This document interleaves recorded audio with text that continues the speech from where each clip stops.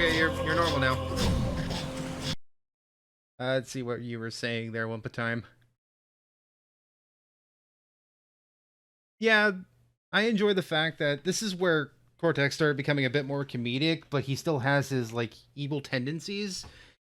Tag Team Racing, Crash of the Titans, and Mind Over Mutant all ruined that.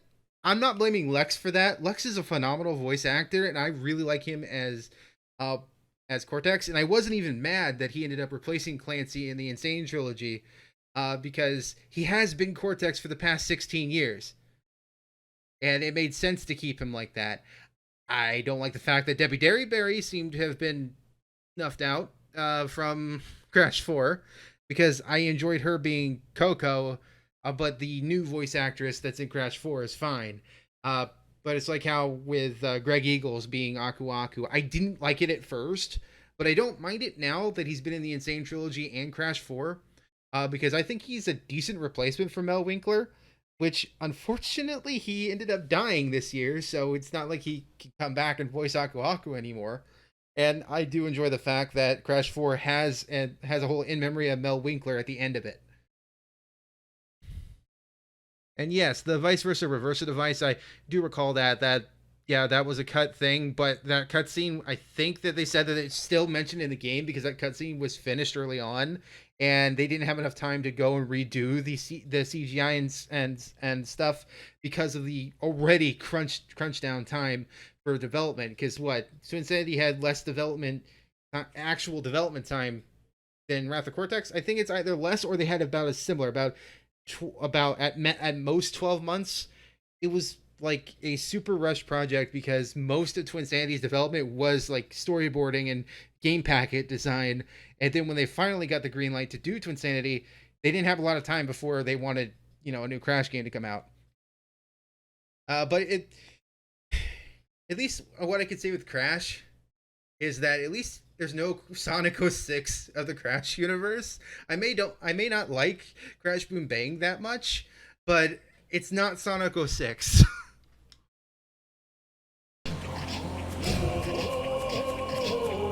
It might as well be, though. I guess that would be the closest thing to equivalent of Sonic 06 to me for the Crash franchise. And that's only in terms of quality. It's not really in terms of being the same kind of game, because it's not. Crash Boom Bang is essentially what Crash Bash 2.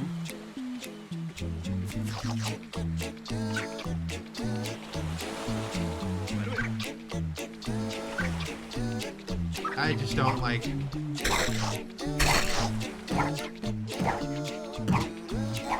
I just don't like Crash Bang. If that hasn't been made inherently obvious at all on this stream.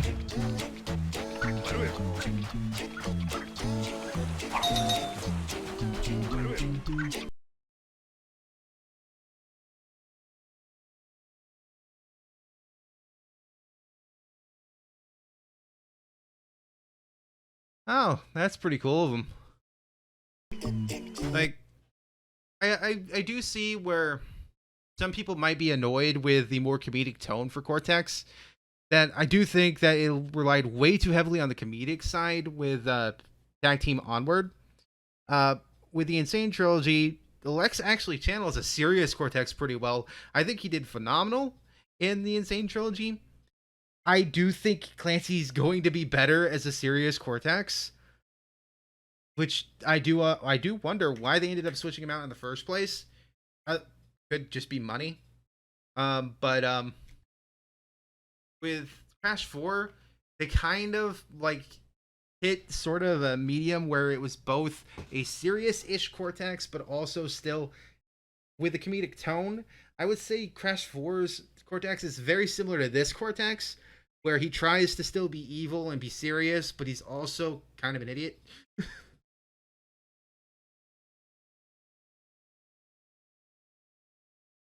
That's also true.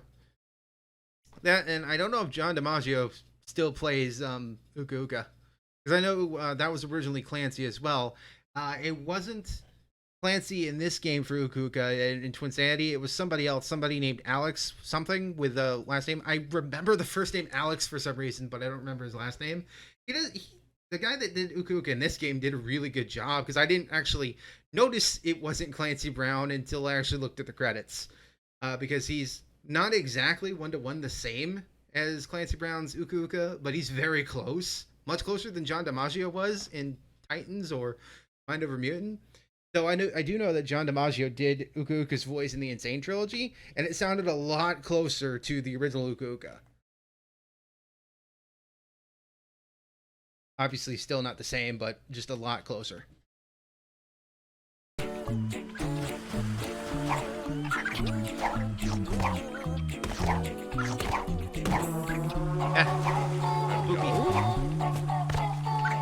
Don't mind me over here. There's a bandicoot that's collecting a little fruit.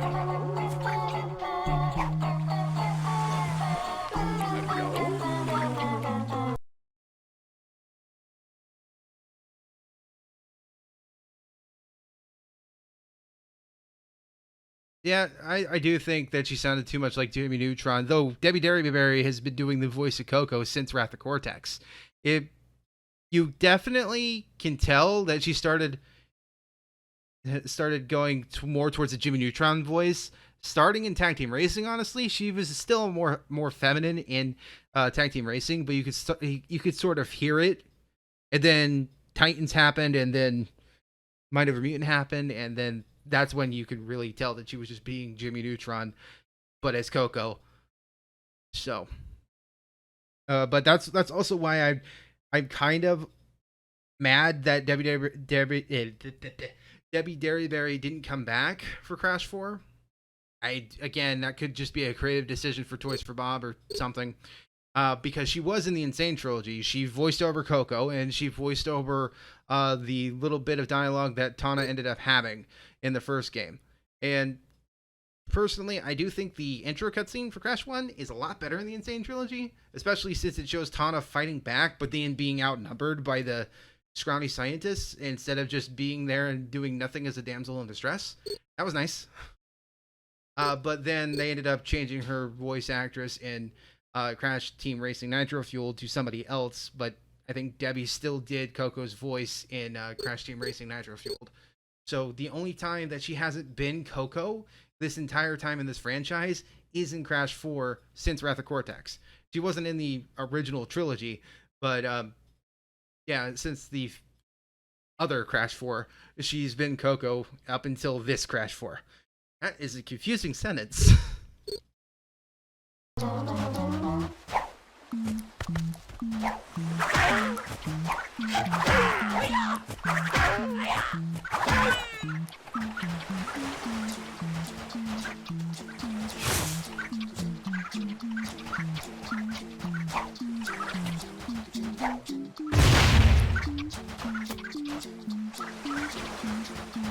That was supposed to happen.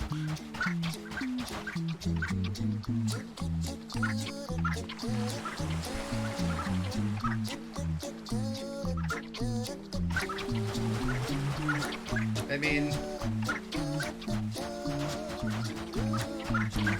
there's that, yes, and I'm going to assume you've seen the memes for the alternate dimension Tana and the fact that she's thick with two C's.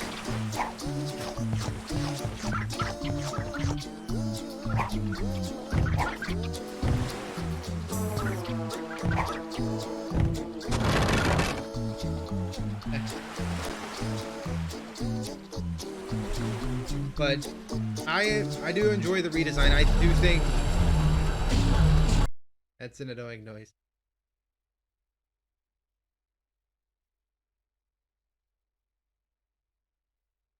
I do like her voice in Nitro Fueled. I don't think it was bad, especially since I imagine with Vicarious Visions with the Insane trilogy, they only used Debbie Derryberry because they already had her for Coco, and like, hey, voice over this like 1 to 2 lines that Tana says at the beginning. So I do wish that they actually made it into the game, the canon reason of why Tana ends up disappearing, because the real reason is that I'm sure you know, the real reason is that it was like a PR executive that threatened to bomb Crash 2 if they didn't take out Tana and redesign her into a overly sexual Bandicoot because of her whole design being like sexist to that person. And they basically they put a gun to Crash 2 and said, "Hey, I'm gonna fuck this over if you don't actually get rid of Tana and put someone else in there that's not overly sexist." And that's how Coco came to be. But the joke reason that I do remember that I first saw it, I think it's stated in the manual somewhere of Crash 2 or Crash 3, but I also saw it on the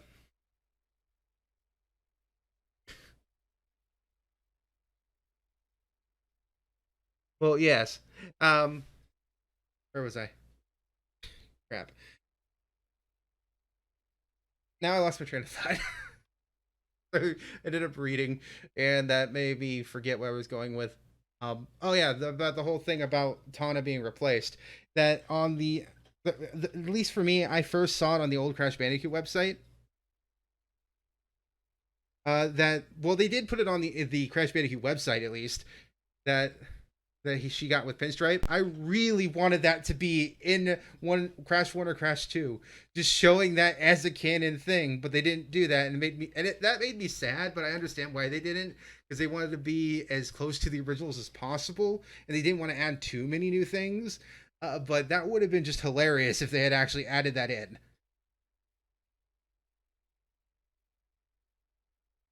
Because yeah, I know, like you said, that it may have been only in the Japan Crash 2 manual, but they ended up making it a canon reason within the website itself, and that was fully the American English website for CrashBandicoot.com way back in the day.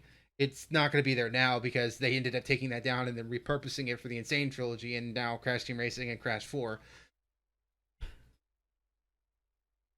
That's another thing that I do give respect to Crash 4. It's about time. Is that while it is a retcon of Wrath of Cortex, Twinsanity, and anything after that, even the GBA games, it still at least references those games. Like one of my favorite jokes from that thanks to from the mask that's voiced by Richard Horvitz, the voice of Zim, Lano Lole, I think is his name.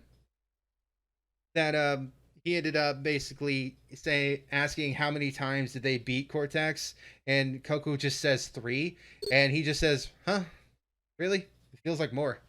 That is one of my favorite jokes in that game because it's acknowledging the fact that there are more games, even though this is called Crash 4, but it's basically a retcon.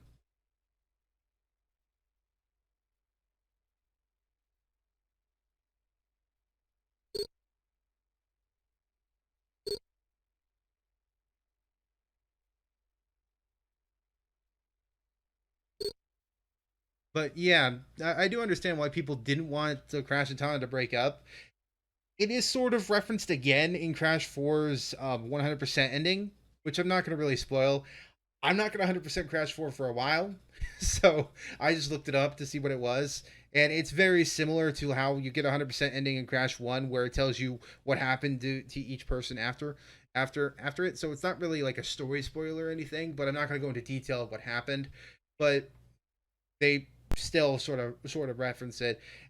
Like I just think that was like a silly reason to put in for at least Japan only, then to put it on the website just to explain why Tana like disappeared.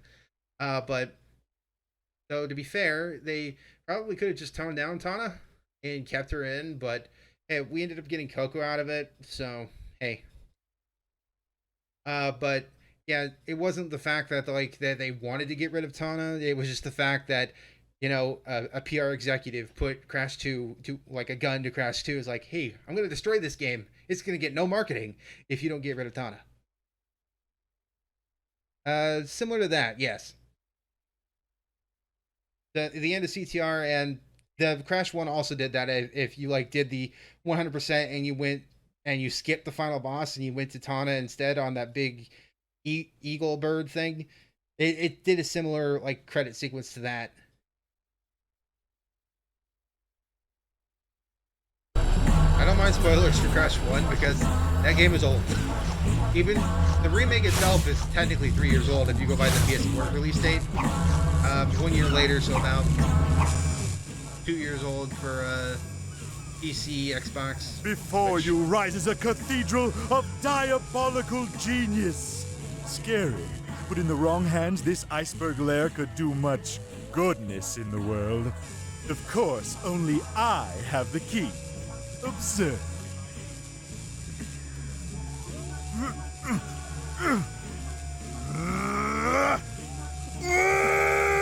Follow me. I know another way.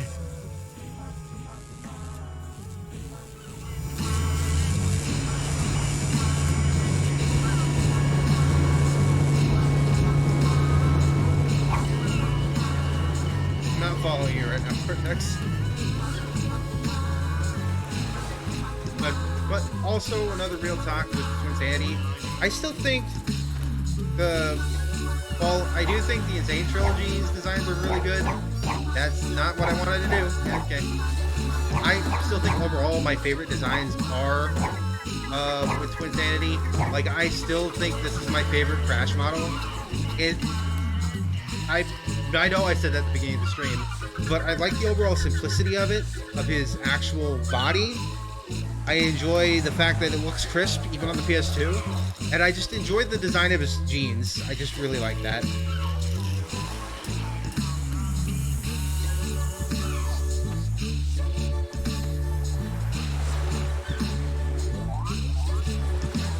Well, there's also that, and there's the fact that in the bonus levels in the PS1 game, Kana's there, and she's like, here, have the bonus.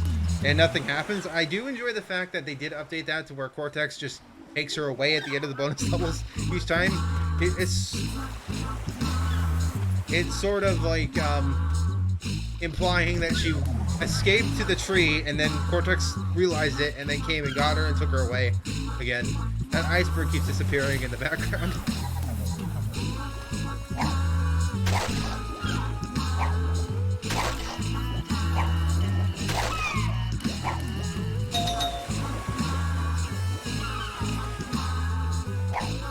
That's okay. What have I got? Hey, at least it saves me getting that.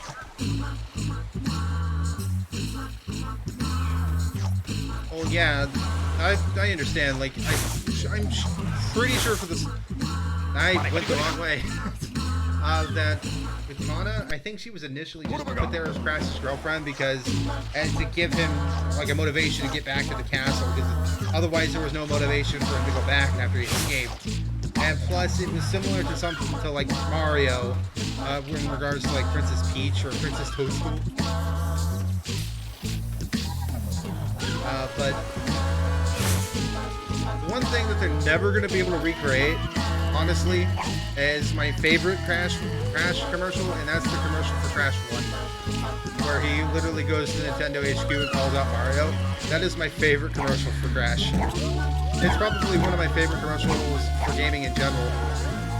And damn it. What have I got?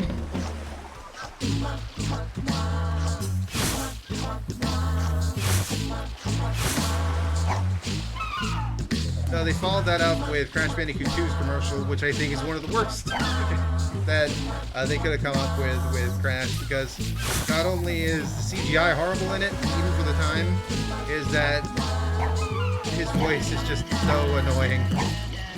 And I jumped over the TNT.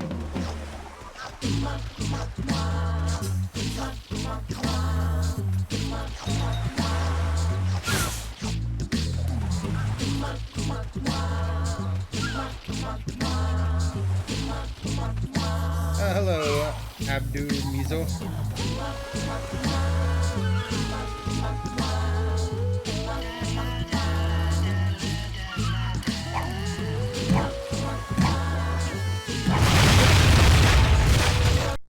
Wait, what? Okay, so Rockmarco doesn't protect you against TNTs either. And also, apparently I went under the TNT. There's like a lot of stuff that I have to relearn because I haven't played this game in a while.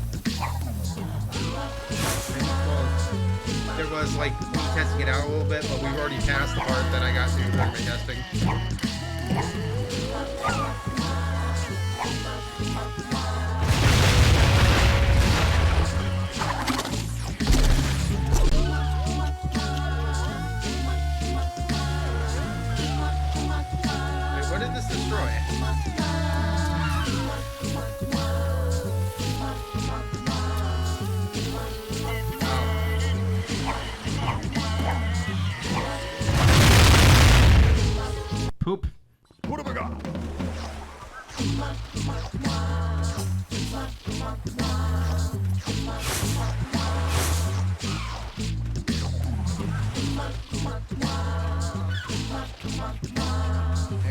again.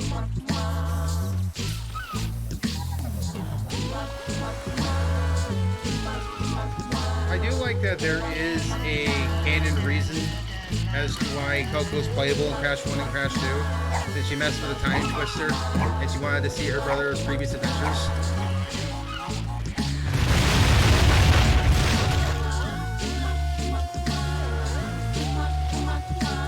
Yeah, that sometimes happens, but I can see chat through OBS, so it didn't look like a link to me.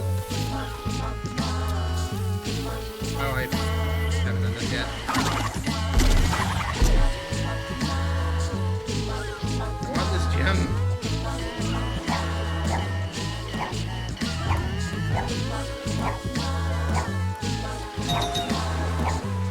I do remember the physics for the double jump in this game are not like Insane Trilogy or Crash 4. Yeah, that feels like that can kill me if I run into it.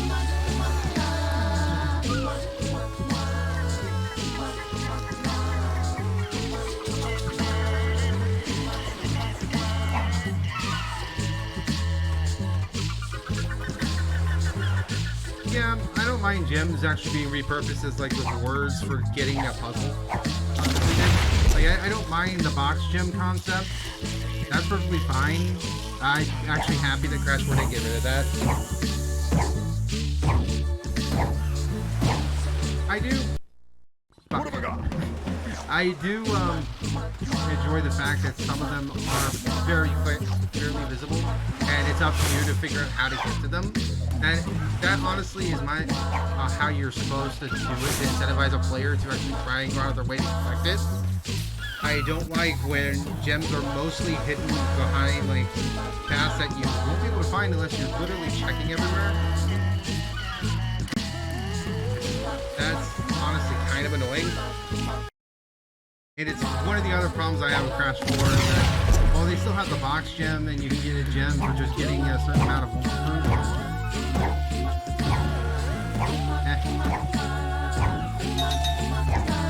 Now it doesn't matter if I die. Got it. 3 out of 5. 3 out of 6. But that's my main complaint with level design in Crash 4 anyway, is that it tries too hard to be cold hard Crash all the time.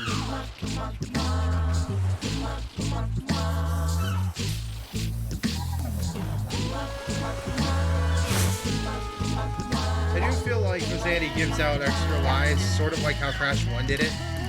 Where Crash 1 gave you a bunch of extra lives, so its archaic level design was the reason for that. Like, I still really like Crash 1, it's just, even in the Insane Trilogy, the level design itself hasn't aged well. And I don't even try to bother before reset. Fuck.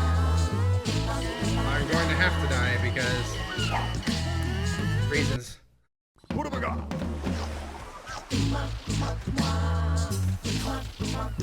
No, there's no incentive to get them all, but that's kind of like not really the point of Twinsanity, is to collect all the boxes. I do think that the way to repurpose the gems is a much better idea for a game in this style, where it's like semi-open world. It's still linear, but it's where it incentivizes you to explore each area, and each area doesn't feel like a corridor, which is what Crash 1, 2, 3, and It's About Time are. They're all corridor platformers.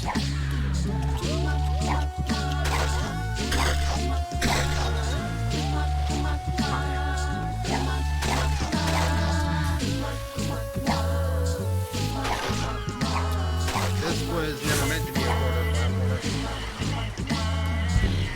Is there a checkpoint so I can actually go to one that's closer to here?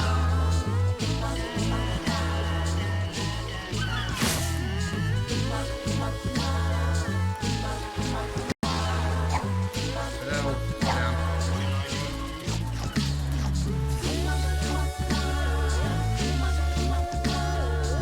I guess this one would be closer.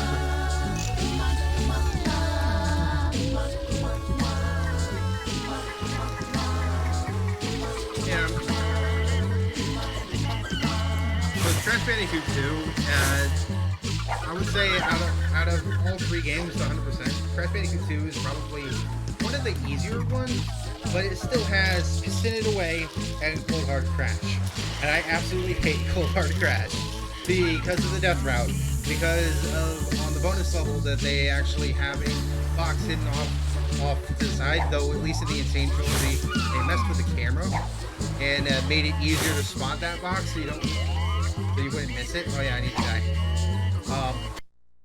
But I still don't like Cold Hard Crash for the death route, especially if you're trying to do a perfect run where you try to not lose Aku Aku.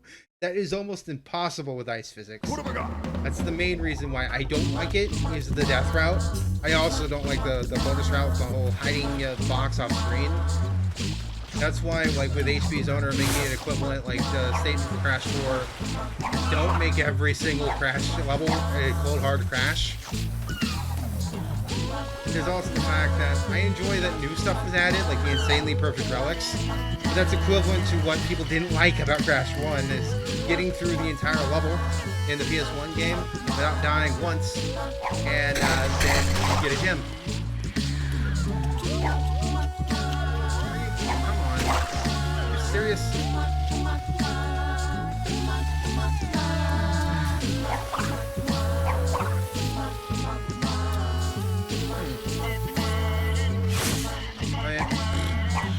Side jumping's not gonna work here. Oh, I almost hit the box that way. I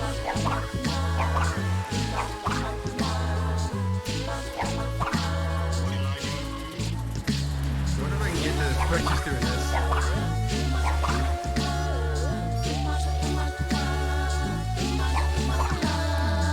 Damn it. I think it's just like slightly out of reach.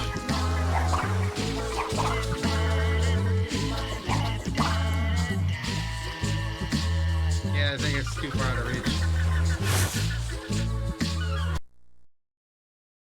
Though I probably don't have to keep dying. I probably could just take the boat back to the insane place and then take it back, but that's still a lot. What have I got? A lot longer than just dying. Especially since they give you plenty of lives anyway, so it's not gonna be that detrimental to my health. At least not for me. I'm not the one dying a lot on crashes.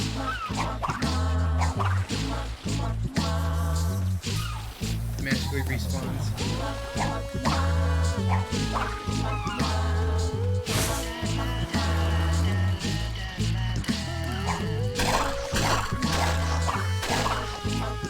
Fuck, I panicked. Well, I don't have to die yet.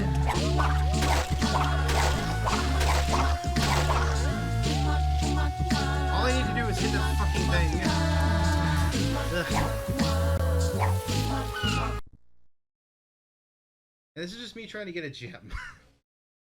Now I don't have to. I normally don't 100% these things, like when I'm trying to stream or record.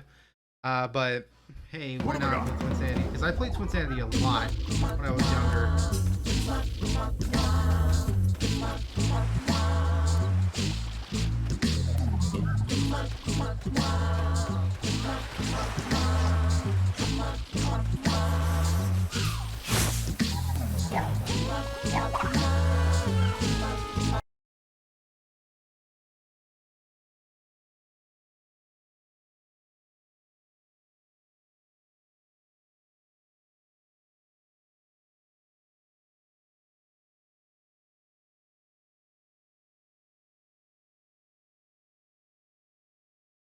Yeah, I kind of would agree with that. Like, at least there should be somewhat of a satisfying ending for non 100%.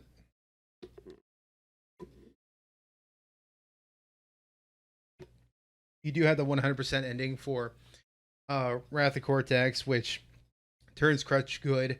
Like, sorry for spoiling Wrath of Cortex, but Wrath of Cortex is older than this game. It's 19 years old. But Crunch turns good, and then Cortex and Uka are frozen in the Antarctic waste, and then that's how this game begins. With them like finally washing ashore on Insanity Beach, and then electrocuting Coco, and then stealing her clothes and putting on a wig. Which, to be fair, just makes Cortex a bit creepier.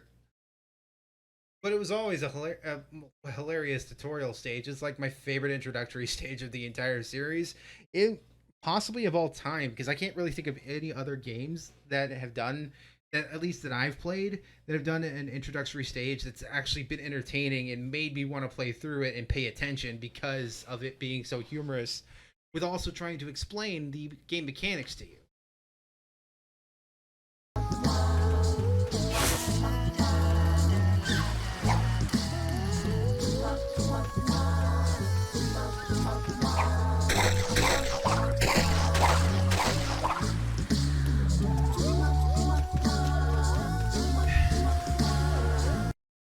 Fine, it's just that I'm gonna do that fucking gym later. Yeah, Sleep My Insipid Angel. There's just a lot of good quotes from this game. Like, Cortex specifically has, like, the best lines in the game.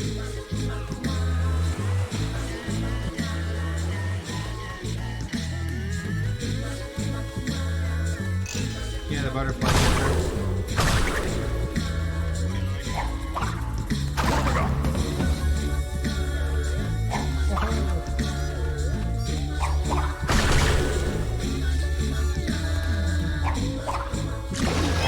It's impressive, though. Oh, alright. I forgot about the little bats in the cave. What have I got?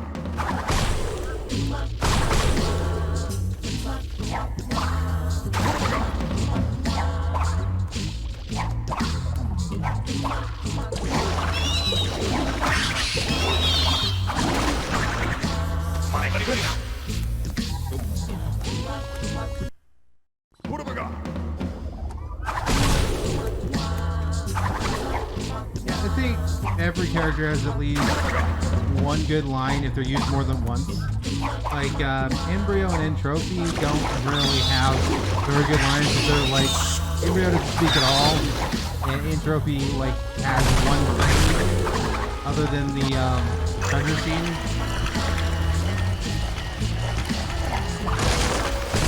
And I just like, I think my favorite introduction to a boss is the Ukaruka boss. Like, I don't know whether I should kiss you or kill you, and Crash just puckers up. That's one of my favorite scenes in the entire game. It's also a loud level. How dare you?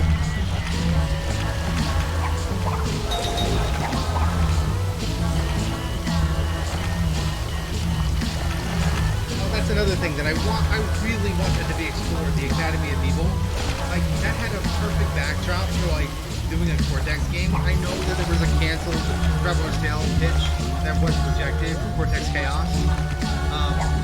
But I don't know if they're going to follow Cortex when he was the Academy of Evil, though.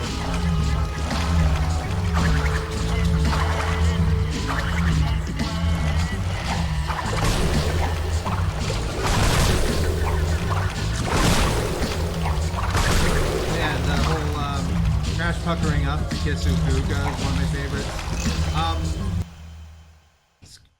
My favorite is probably the one with the penguins.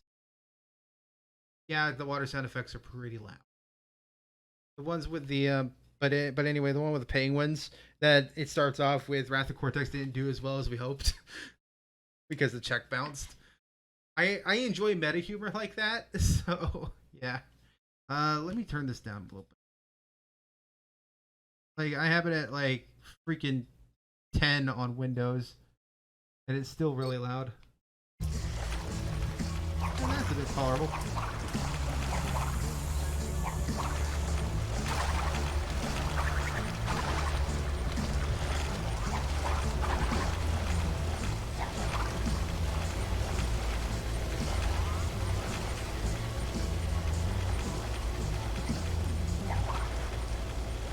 Oh, look, it's a thing from Cortex Castle. What? I'm spun. What have I got?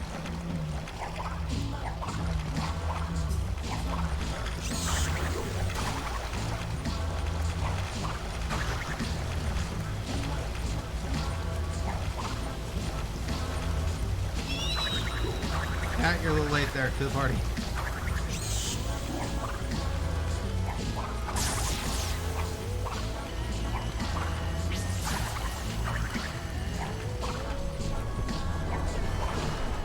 these gems easier to get than that one gem.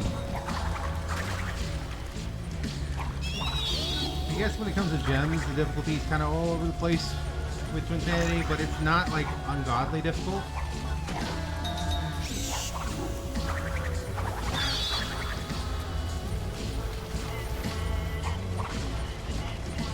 But my other favorite line from Uka Uka is when Aku Aku is like, Uka Uka, there's an evil that's more powerful than you, or more terrible than you. I am paraphrasing and ruining it probably. And he's just like, no, that's my job. That's one of my other favorite lines. Yeah, that's the way it's go.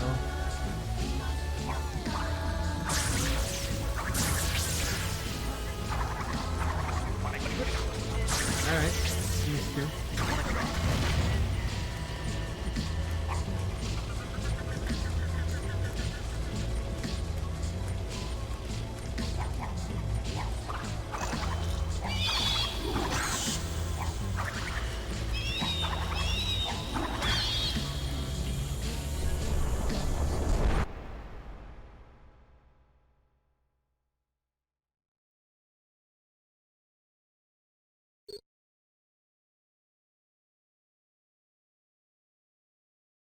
Yeah, I do think that in Nitro Fuel there was a good balance of being like the Twinsanity Nina, but combining it with some aspects of the Titans Nina.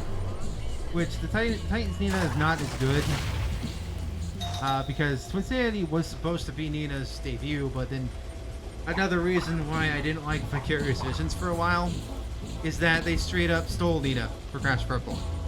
Like, this was supposed to be the game she was supposed to premiere in, or Evolution, rather. But Vicarious Visions kind of ended up using it without permission from Traveler's Tales, who had thought of the concept. Her actual first game was supposed to be the Traveler's Tales version of Crash Nitro Kart, because they were supposed to make Crash Nitro Kart. But then, for whatever reason, that went to Vicarious Visions. So they've been screwed out of multiple projects, more than once, from Vivendi. Or Sierra in this case, because I think they were Sierra at this point. This is before Activision.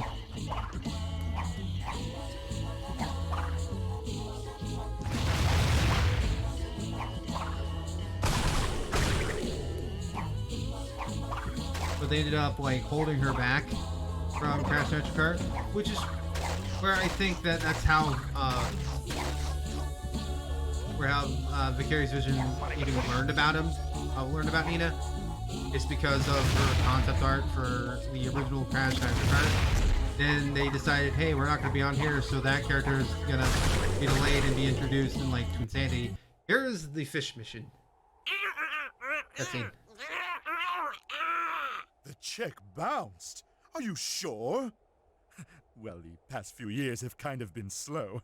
Wrath of Cortex didn't do as well as we'd hoped, and... Fish?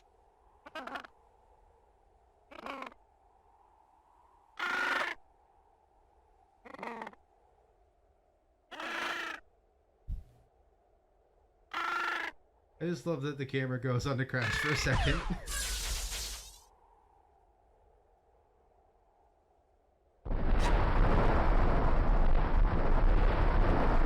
Our friend died. Peace out.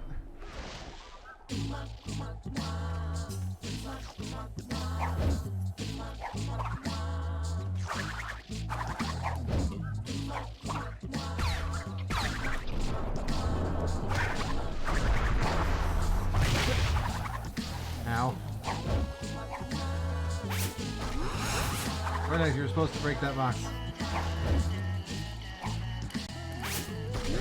Cortex, you must cooperate. Thank you. Hey, where'd you go?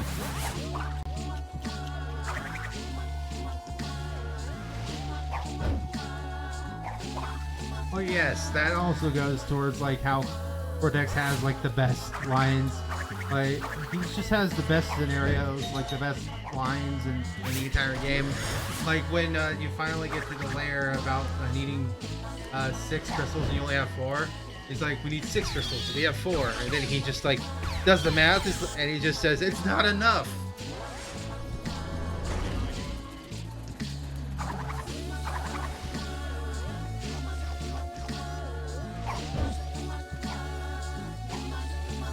You landed right at the penguins. Why are you not shooting at them? But I'm still going to say that the art style in here, again, my favorite.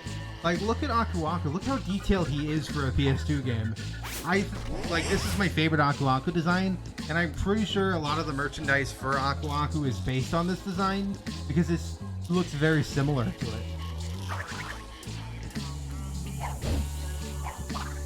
Like, it's still crazy to me that this is a 16-year-old game and it looks as good as it does.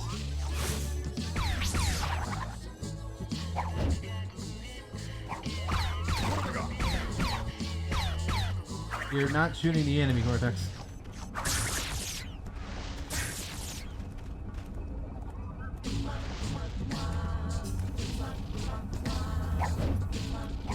Collect the damn gem. Thank you.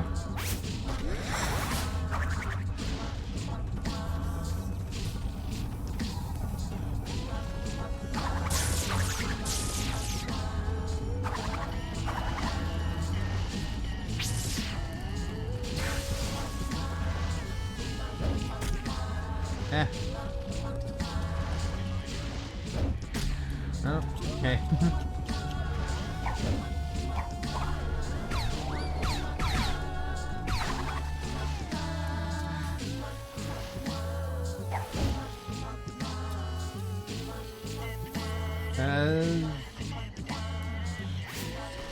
I have to do the lever first.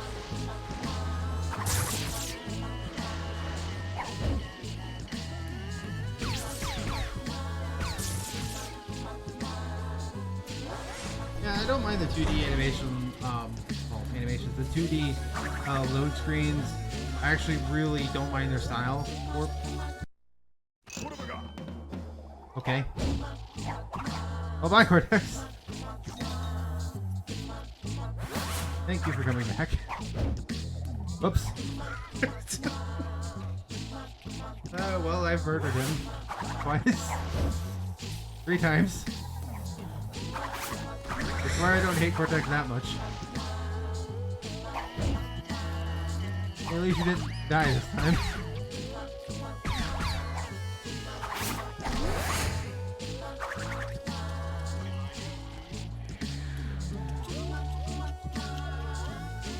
Yeah, I knew that, especially since, like, further reviews for Sankami Johnny and, I believe also Kid-Icarus ended up pointing out for Crash Bandicoot 4 that since, Twinsanity and,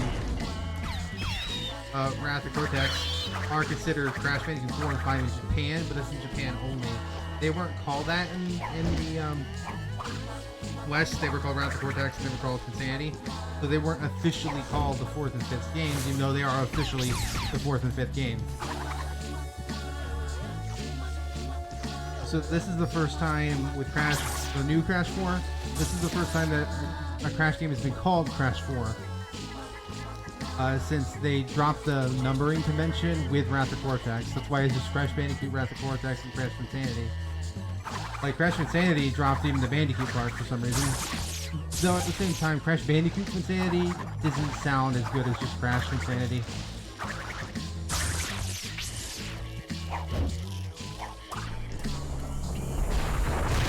Ow.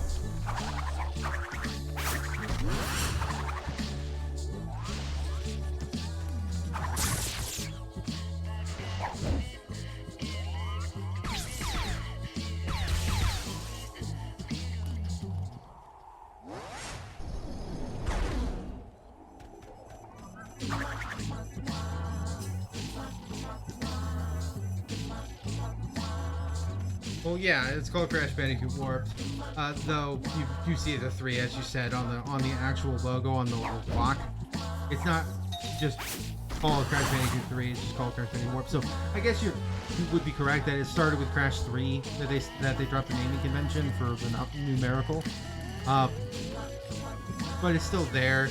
But in Wrath of Cortex and Twinsanity, they didn't have a numerical thing at all, not even in the logos. So it wasn't there at all. So Crash 3 Warped was the last one to at least have any sort of indicator of a new numbered game in the series.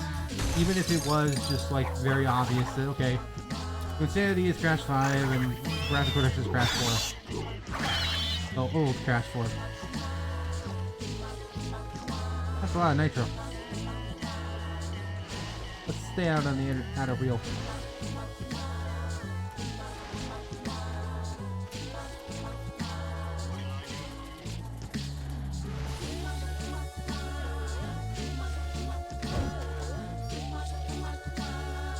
I blame you, Cortex.